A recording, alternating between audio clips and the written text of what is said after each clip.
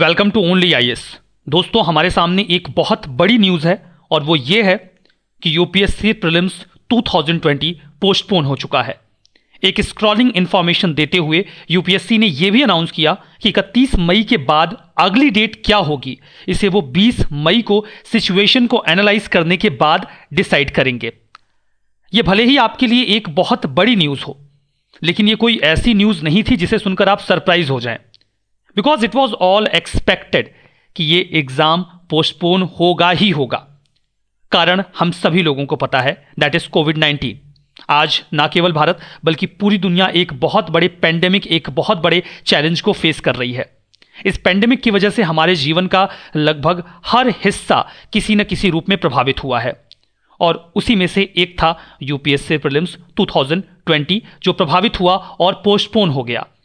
लेकिन इसके अलावा हमारे जीवन के कुछ ऐसे हिस्से भी हैं जो इस पेंडेमिक की वजह से प्रभावित होंगे या नहीं होंगे, ये पूरी तरीके से हमारे ऊपर डिपेंडेंट हैं। और उनमें से एक है हमारी प्रिपरेशन, जिसे आपको प्रभावित नहीं होने देना है।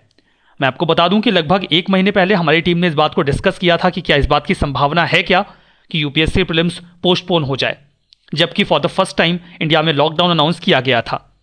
हम इस कंक्लूजन पे पहुंचे थे कि पूरी संभावना है कि इस एग्जाम को पोस्टपोन कर दिया जाएगा। फिर हमने ये प्लान किया कि क्या ऐसी कोई इंफॉर्मेशन हमें आपको कन्वे करनी चाहिए कि इस एग्जाम के पोस्टपोन होने की संभावना है। तो तय किया गया कि नहीं, बिल्कुल नहीं। क्यों? क्योंकि हम नहीं चाहते थे कि ऐसी किसी भी इंफॉर्मेशन की वजह से आपकी तैयारी का पेस, एनर्जी या फिर कंटिन्यूटी में कहीं कोई लचीलापन आए या वो प्रभावित हो। इसीलिए ऐसी किसी भी अनाउंसमेंट को अवॉइड किया गया। जो उद्देश्य हमारा उस समय था वही आज भी है। भले ही इस एग्जाम की डेट को पोस्टपोन कर दिया गया हो, लेकिन आपसे यही एक्सपेक्ट किया जाएगा कि आप अपनी तैयारी में बिल्कुल भी लचीलापन नहीं लाएंगे। आप उसी पेस, उसी एनर्जी के साथ अपनी तैयारी में लगे रहेंगे, क्योंकि ये आपके लिए एक मौका है। मौका कैसे है? एक कहावत कही जाती है, every disaster is an opportunity.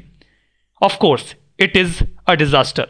निश्चित तौर पर यह एक आपदा है, लेकिन ये अपॉर्चुनिटी कैसे है? देखिए, इस इंफॉर्मेशन के बाद बहुत सारे ऐसे बच्चे होंगे जो अपनी तैयारी में लचीलापन लेकर आएंगे, या फिर वो अपनी शेड्यूल को थोड़ा सा डाइल्यूट करेंगे, अपनी स्टडी आवर को थोड़ा सा रिड्यूस कर देंगे या थोड़ा रिलैक्स हो जाएंगे। आपको ऐसा बिल्कुल नहीं करना है, क्योंकि यही मौका है जब आप इस तैयारी में, इस कंपटीशन में औरों से आगे निकल सकते हैं। आपको थोड़ा सा एडिशनल टाइम मिला है जिसमें आप एडिशनल हार्डवर्क कर सकते हैं इस तैयारी के लिए, और थोड़ी सी एज ले सकते हैं, और आपको वो चीज निश्चित तौर पर करनी होगी। न्यूज़ कुछ इस प्रकार से है कि यूपीएससी प्रीलिम्स 2020 के एग्जाम को पोस्टपोन कर दिया गया है और यूपीएससी ने यह कहा कि इसका कारण कोविड-19 है। इसके बाद वो कंट्री की सिचुएशन को एनालाइज करेंगे और नई डेट 20 मई 2020 को अनाउंस की जाएगी। यूपीएससी प्रीलिम्स को ऑर्गेनाइज करने वाली थी 31 मई 2020 को, और ये रिक्रूटमेंट 796 वैकेंसीज के लिए होने वाला है। हालांकि एग्जाम की डेट पोस्टपोन होने की पूरी संभावना पहले से ही बनी हुई थी, बिकॉज नोवेल कोरोना वायरस बहुत ही तेजी से इंडिया में स्प्रेड हो रहा है।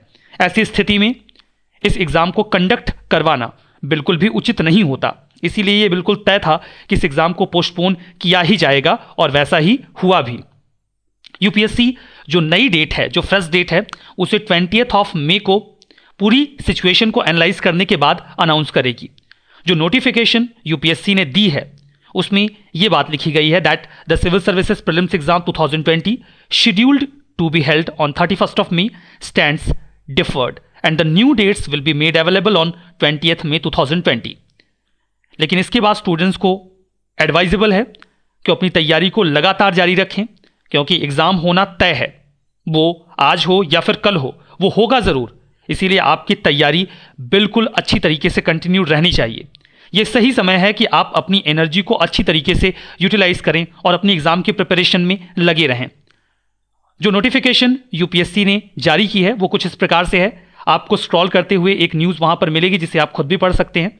वो कुछ इस तरीके से लिखी गई है, the civil services prelims examination 2020 schedule to be held 31/5/2020 stands deferred. उसके बाद जो अगली लाइन है आप उसे नेक्स्ट पेज पे देख सकते हैं। Decision on fresh date of examination will be made available on 25, 20 and 5th 2020। मतलब 20 मई 2020। It's 20 then 5 then 2020। उसके बाद उस सिचुएशन को एसेस करेंगे, देन वो डिसीजन लेंगे। ठीक है, तो ये तो नोटिफिकेशन हमारे सामने आ गई और अभी हम आश्वस्त हैं कि जो एग्जाम है वो 31 मई को नहीं होने वाला है। इसके पहले चूंकि यूपीएससी ने ऑफिशियली इस बात को डिक्लेयर नहीं किया था, ऑल्दो हम श्योर थे कि एग्जाम पोस्टपोन हो जाएगा, कई सारे बच्चों को एंग्जाइटी हो रही थी कि कहीं ऐसा ना हो कि यूपीएससी ये एग्जाम ले ले, और वो परेशान थे। तो अब इस परेशानी का कारण समाप्त हो चुका है। अब आवश्यकता है कि आप अपनी तैयारी को पूरी एनर्जी के साथ कंटिन्यू करें। अब हमें क्या करना चाहिए, यह पहला सवाल है। एग्जाम तो टल गया, व्हाट टू डू नाउ? इस सवाल का जवाब डिपेंड करता है कि आपकी तैयारी किस प्रकार की है। अगर आप अपनी तैयारी में पूरी तरीके से आश्वस्त नहीं हैं, तो यह मौका है कि आप अपनी प्रिपरेशन को कंसोलिडेट करें। मैं आपको एक बहुत ही छोटी सी और सामान्य सी बात बताता हूं। यूपीएससी की तैयारी काफी एंग्जाइटी भरी होती है, काफी स्ट्रेस क्रिएट करती है।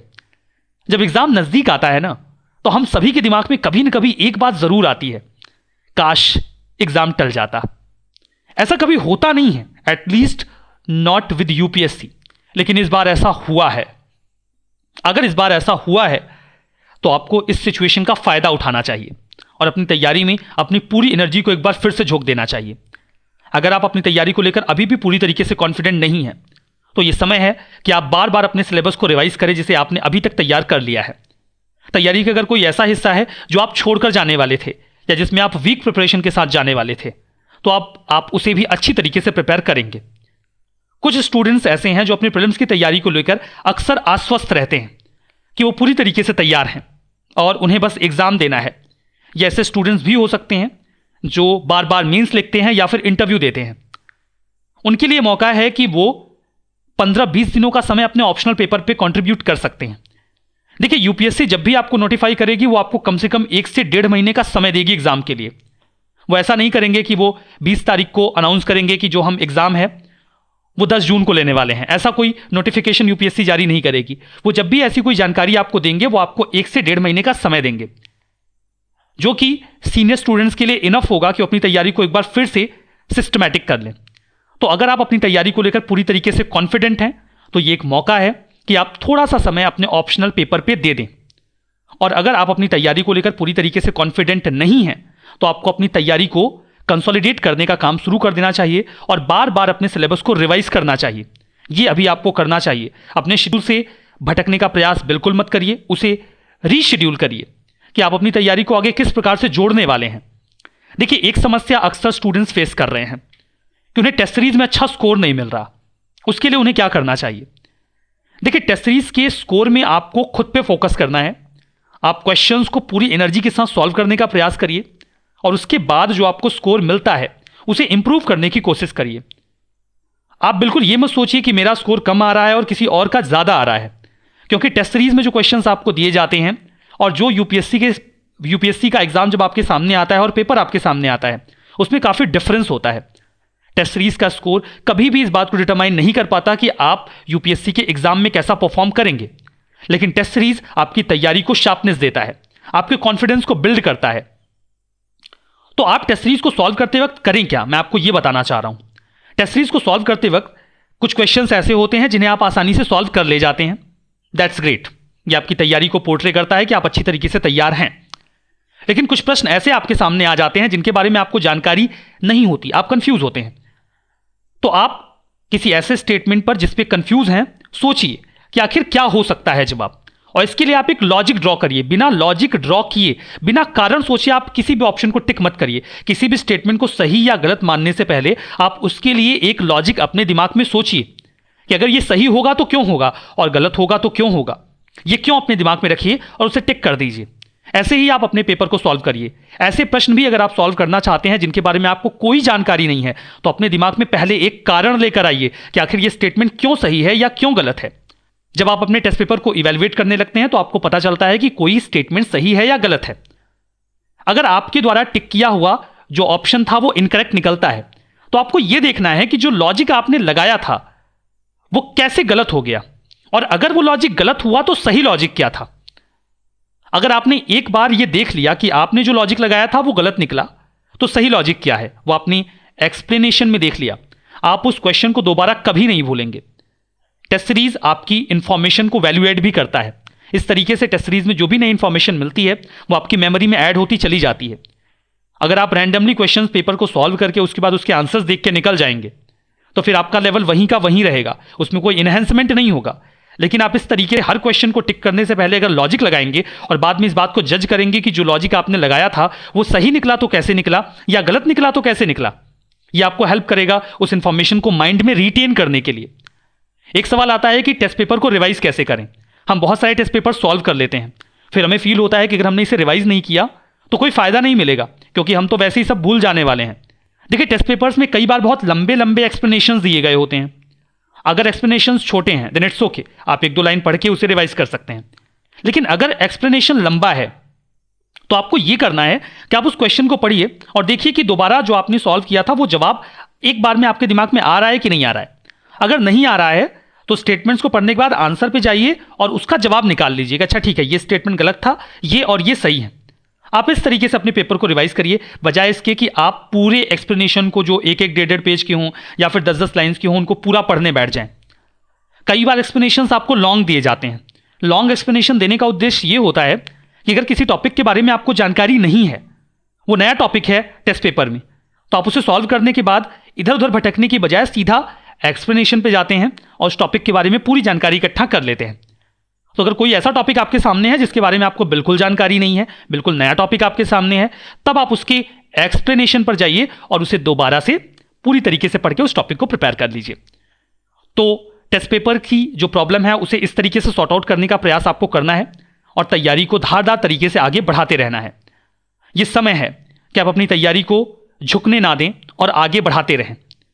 तैयारी को आने वाले भविष्य में स्ट्रांग करने का सबसे अच्छा तरीका यह है कि उसे आज से शुरू करें। बेहतर तरीके से अगर आप आज काम कर रहे हैं तो आपकी तैयारी में धार आती रहेगी। देखिए, सफलता पाने का सबसे अच्छा तरीका यह होता है कि आपके पास सेल्फ कॉन्फिडेंस हो, लेकिन सेल्फ कॉन्फिडेंस कहीं हवा में नहीं आता। सेल्फ कॉन्फिडेंस के लिए चाहिए एक बेहतरीन तैयारी, और उसी तैयारी के लिए आपको आगे बढ़ना है। तो अपनी तैयारी को कुछ इस तरीके से इस बार करिए कि यह आपका आखिरी अटेम्प्ट हो और आप इस अटेम्प्ट में सफलता पा लें। यूपीएससी में एक सीट आपके लिए सिक्योर्ड हो जाए। इस बात को हमेशा याद रखिए कि आपने जीवन में हमेशा संघर्ष किया है किसी न किसी रूप में।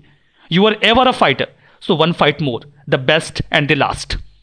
इस फाइट को, यूपीएससी के इस फाइट को अपनी आखिरी फाइट बनाइए, इसमें सफलता अर्जित करिए और अपनी तैयारी को कंटिन्यूड रखिए। तो जो सबसे इंपॉर्टेंट बात है वो ये है कि एग्जाम पोस्टपोन हो चुका है, लेकिन आपकी तैयारी जारी रहेगी। ना केवल बिल्कुल वैसे ही जैसे वो पहले चल रही थी, बल्कि एक नई एनर्जी के साथ आप इस तैयारी को आगे बढ़ाएंगे। तो आज के इस सेशन में बस इतना ही। आगे आने वाली किसी भी इंपॉर्टेंट इंफॉर्मेशन के साथ हम फिर से आपके सामने आएंगे। Thank you very much.